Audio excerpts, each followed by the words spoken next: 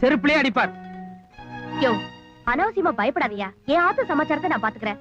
வேற ஏதாவது காரணம் இருந்தா சொல்லு. வேற காரணம்? வீடு உத்தியோகம்னு பல பிரச்சனை இருக்கே பானு.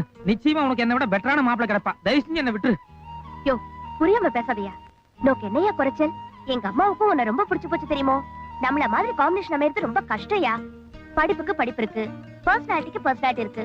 நோக்கும் கண்ணாடி நேக்கும் கண்ணாடி. நேக்கு இந்த பிராமண மாப்பிளை தான் வேணும். ஐயோ, பிரச்சனையே அதுலதான் இருக்கு பானு. என்னால முடியாது பானு. முடியாது?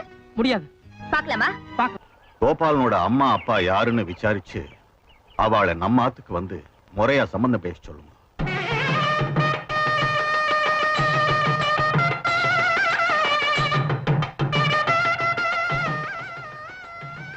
நேத்து கூட சத்தியமங்கலம் ஜோசியக்காரர்கிட்ட போய் இடம் எடுத்து பார்த்தேன்.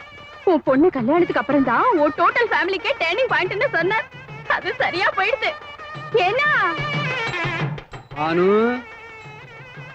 சரி சரி, ஒரு சின்ன கேள்வி. என்ன? கோபாலனை கல்யாணம் பண்ணிக்கிறதுல உனக்கு எல்லாரும் சந்தேகம் இல்லையே?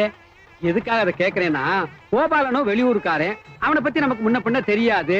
நாளைக்கு அவன் ஃப்ராடு, கிரிமினல், டேஞ்சர் டயாபாலிக்கு அப்படி இப்படி ஒரு தவறான செய்தி வந்ததுன்னு வையி, அப்ப என்ன செய்வ?